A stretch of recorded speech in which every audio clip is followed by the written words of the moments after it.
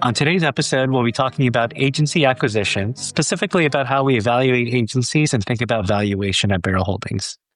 All right, Wook. So you were recently on a panel to talk about agency M&A. So I'm going to pepper you with some questions about agency acquisitions.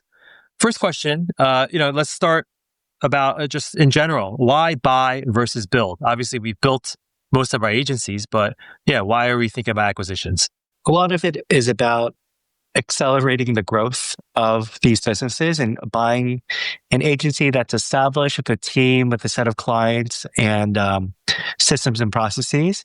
And it really helps get the businesses off the ground a lot quicker. Like you mentioned, we've built a lot of our agencies, and some of that was driven by the business that we saw and opportunities. So for example, we saw some Webflow work at Barrel, and we decided to, start up DX Studio as a result of that, where it didn't quite fit the focus that Barrel was going along, but we did see a big opportunity in Webflow. So we decided to build that agency. But, the further along we go in this process, we're thinking of how do we keep growing at a faster pace. Right. I think the other piece we talked about was just on who we partner with as an entrepreneur, right? And I think with some of the build ones, we saw an opportunity there. Yeah, definitely. I think the having a motivated entrepreneur who can operate the business is critical when building a business from the ground up. So the right person with the right business opportunity definitely drove our rationale for building versus buying. Great. So when it comes to buying an agency, so there's a term, especially in the entrepreneurship through acquisition community, they call it the buy box. And that's the criteria that we have for buying the agencies that we want to buy. What would you say is in our buy box at Barrel Holdings? Yeah. The buy box currently, and this is evolving, we're looking for primarily US and Canada-based agencies to do about $2 to $10 million in revenue. And then from that, specifically EBITDA 15% or more, the strong leadership team in place, diversified client roster, and then some kind of specialization niche. So vertical platform, technical specialty, and all of those kind of would be what we're looking for when we're looking for an agency to buy. And, just in terms of, just constraints, like how would it evolve? And like, in what ways do you think it could evolve in the future? Some of this is driven by the amount of cash we can deploy and how we finance or structure a deal. So over time, I would say we would explore larger deals or smaller deals. So kind of one specific nuance is we're looking to buy either standalone businesses, so keep existing brands, and typically in areas that we don't have an existing business, or do a tuck into an existing business in our portfolio. So depending on that, it slightly shifts. We might consider smaller deals if it's a tuck into an existing business, or as time goes on, we might consider even larger deals. Yeah. And just on the specialization bit, maybe dive a little bit deeper into like, what are we actually looking at with specialization, and why do we care about specialization? A lot of it has to do with the business and how they attract clients. So the specialization really helps when going out for your marketing, sales and marketing efforts, and being clear about who your ICP is when you're going down those pathways. And it really helps when landing and converting the clients that you're attracting through a variety of sales and marketing efforts. So in addition to that, the clearer and focused you are, how your team does the work, it gets more and more refined. So your internal processes are usually tighter. Who you're hiring and their expertise is a lot clearer versus if you're a more generalized agency, you'll have a lot of different capabilities where you may not be as deep in one area, but you're covering a lot of, surface area. Yeah. And, that's not to say there aren't really quality generalist agencies. It's just for us, we've just decided to take the specific path. And I think part of it is there's a degree of maybe defensibility and profitability for a long term that specialized agencies bring to the table. Yeah. And the focus that we've also taken a look at is there a platform that's growing that we see a lot of opportunity in? So for example, Webflow or Shopify as technology platforms where as the platform is growing, the businesses themselves, the platforms are investing in reaching a broader market share, aligning ourselves closely with them in the growth can help accelerate the growth of an agency. So moving on, I mean, we have our buy box, and we kind of, are targeting these agencies, passing on the generalist ones, kind of, engaging in combos with the specialized agencies. What would you say are the value drivers for these agencies? Like, what's going to help them sell for more, get a higher number from us? Like, what are the things that we're looking at? So we definitely have a spectrum of, when we think about valuation, usually a multiple of EBIT. So I'll say from a higher end and what we value and what takes you to a higher valuation, specialization, I think that's one area, and how deep you are in that specialization that we talked about. The recurring and retainer revenue, the more we can predict the future revenue with some level of certainty, I think that definitely helps increase our valuation and how much we're willing to spend on the business. Or if they're, relate to that long-term contract. So you have multi-year relationships where, you might be 1 year into a 3-year contract. That gives us some certainty of future revenue. We talked about leadership beyond the founder. So we want established teams with, that isn't so dependent on the founder. So if the founder is going to leave the business, do we need to replace them with 1, 2, 3 people, or are they already at a stage where they've taken a step back from the day-to-day of the business? It can operate, and there's a leadership team in place, or someone who could become the next CEO of the business. So these are some of the things that we definitely value. Yeah, and just kind of going into the recurring revenue aspect of it, I'd say one of the things that we do look closely at is historical revenue. And, just one thing that kind of disqualifies a lot of agencies is when they've had a dip in revenue, or, they've had some uneven years, right? We kind of want to see at least a degree of consistency. Maybe some degree of growth is okay, which we'll talk about later. But I think some degree of consistency is at least what we look for, right? Yeah, I think consistency helps give us the confidence that future years will look like the past years. So if there's a lot of fluctuation where 1 year they went through a huge growth and they doubled in size, but the next year they came back quickly down. For us, we have to figure out what's the next 3, 4, 5 years going to look like for the business. And without the historical context, it's really hard to gauge that. So I think, the recurring nature of it or the consistency is super important for us. But related to that is understanding what is their sales and lead gen process and engine. Is there a clear way, even if, there could be businesses where they have short-term contracts, so project to project, but if they have a very clear funnel of leads that they're converting to new clients on a consistent basis, at least that gives us also some assurance that there is some predictability to the business. Right. And just related to, on the client concentration side, I mean, what is it, at what point are we kind of scared off, or, is it kind of iffy for us when we look at deals? Yeah, it's it's tough to say. I would say generally ballpark, if a client is larger than 15-20% of their overall revenues, that's a flag. Because if you lose that one client, that's a pretty big impact to the business. And, from the size that we're looking at, we also want companies with a diversified client base. So let's say at least 15 active clients that they're servicing. Yeah. And without, that one client that's taking up a big percentage of that revenue. Yeah. And I think, you could argue, even if a particular client has a large concentration, there's some nuance to that as well, right? That agency could be working with a lot of different stakeholders, a lot of different business units within that one client. So it's not always, just a clear, blunt number that we're looking at. Right. Yep. Yeah. It's definitely a lot of, in our diligence, we look at the clients, the business lines, and then also revenue by client by month, just to see if there's cyclicality to that work as well. How would you gauge things like agency reputation? Is that something that we like to look at? Yeah, I would say the reputation is important to us.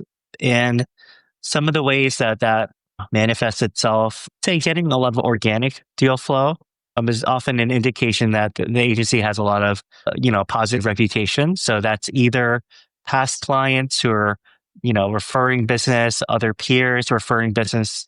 Yeah, it's generally speaking, you could look at some of the public, review sites. There's things that can give you an indication of the reputation. But I would say a lot of that would manifest in the organic deal flow to the business. Thanks. Yeah. Right. Any other Yeah. value drivers for agencies that we like to consider?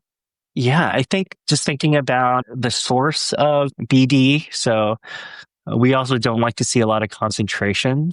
So let's say, like Webflow, for example, if an agency, all of their leads came from one source, it just came from Webflow, and there's a huge concentration there, that's a risk that we would, it's more of a detractor to the business. So if there are many sources of new business, I think that's a positive for us too. How about on the, I mean, we talked about like recurring revenue, which is a big function of like client retention. Any other, yeah, so I think client retention is an important one. And yeah, anything else on the retention side? I mean, a lot of the things that we're talking about are kind of from a revenue standpoint. So new business, revenue, durability. The other area that's important for us, obviously, is the margin. How efficiently are they doing the work? The team makeup. Is there a lot of turnover in the team? That's definitely a flag for us. So seeing long tenured team members is important. And also how they're structured from a, oftentimes, is it all US based talent? Are there kind of offshore, nearshore aspects of the business that help with the margin and scale for the business? And yeah, things like, do they have clearly defined SOPs for the work that they're doing? Or is every project unique and they're kind of figuring it out every time? And usually all of those things manifest in the gross margin and the EBIT of the business. Yeah.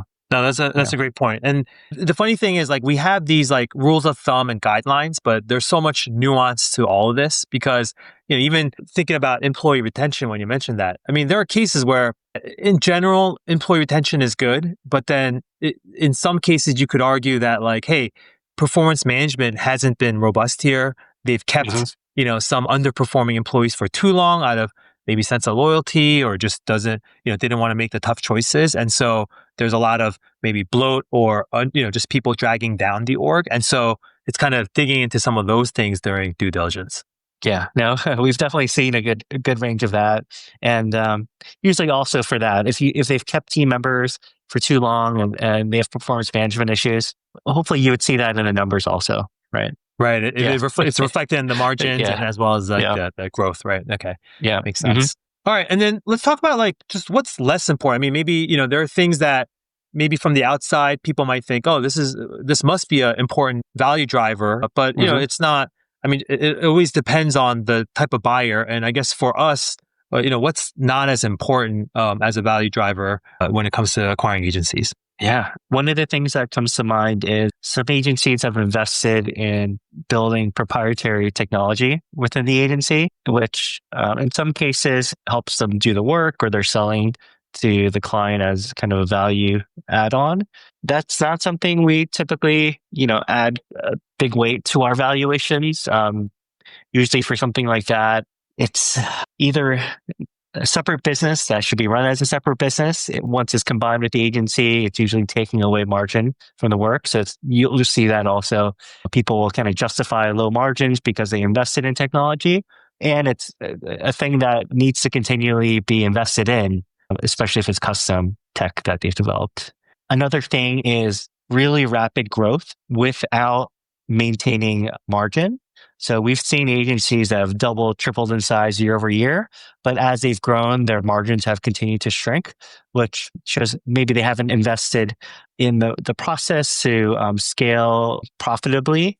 And with that speed of growth, there's also the risk that things could come down very quickly.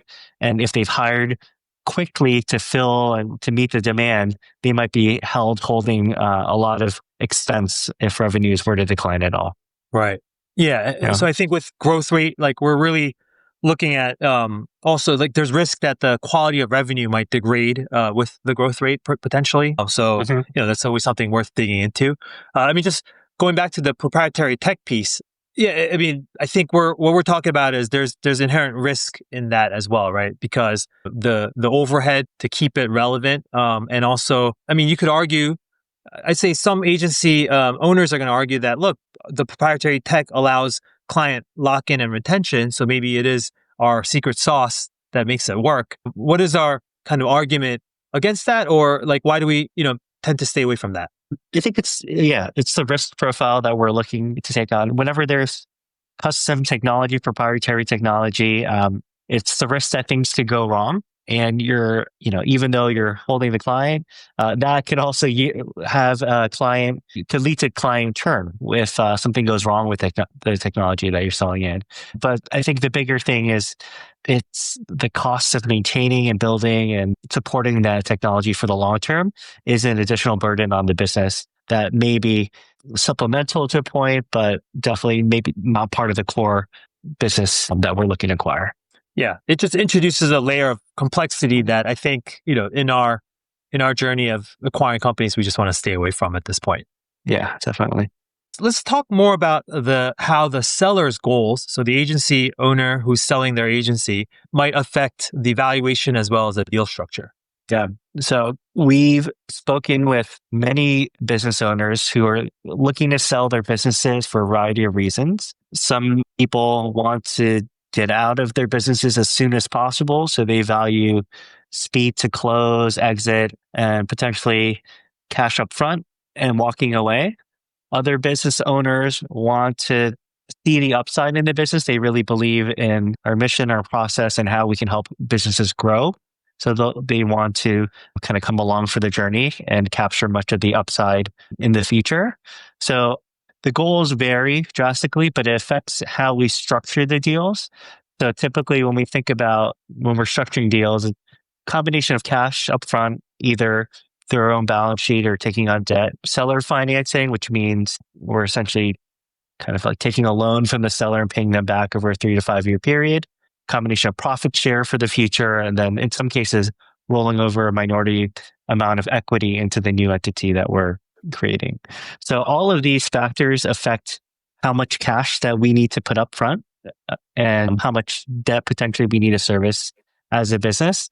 So really the seller's goals affect how we value the business and what multiple we put on it. Right. And it just boils down again to risk, right? Because what we're probably, if the seller's not going to stick around for long and they're going to be gone, a couple months after close, we probably want to price a little bit of that risk in because, it's going to be on us to make it work and there's going to be very little guidance afterwards. So, that's going to discount the valuation. Whereas, if they're going to stay along for a certain time, we want to incentivize them in a certain way. And so that can impact the valuation. Yeah, for sure. And we have general kind of guidelines on when we think about multiples.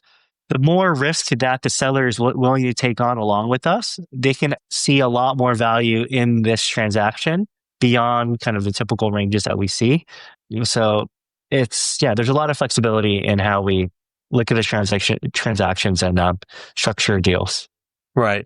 I'd say the piece that is also important. I mean, just you talked about the different types of seller goals. I think there's also some emotional aspects of it as well that really get factored into these discussions. I think some of the things that we've seen obviously are sellers who care a lot about the legacy of the agency, and how that team is, how the buyer is going to treat that asset. And so I think there are those who might be willing to take less money if that means the brand gets to live on and, much of the team structure, the clients are kind of kept, in that, under that brand, the agency brand, as well as like the processes are preserved. I think they see value in that. So they're willing to give up some value for that. Another might be, those that are just, like really motivated to close with speed. Maybe there's something that's come up in, their personal lives that they need liquidity really quickly. And, they're willing to also take less, but with certainty that, the deal might close much faster. Yeah. There's definitely life situations on that last point that could drive the need for cash quickly. And those are areas where essentially we're taking on the risk of that and moving quickly. So pricing that in for a deal. So it's a very emotional process. It's not just about the numbers and how you look at it, and even the numbers have a lot to back up, a lot of stories in there too. But each person, when doing a deal, cares a lot also about what is the story that we're telling to the world through this transaction, whether it's a tuck into an existing business, requiring and keeping a brand independent, because ultimately somewhat their legacy that is continuing on beyond through these transactions. Right. Yeah. So we've covered a lot of ground on, how we think about valuations. I know there's a whole another world that we could get into around terms, deal structures, and all those other things, which we'll talk about next time. But I think we can wrap it up here. Wook, thanks for all your insights, and we'll see you next time.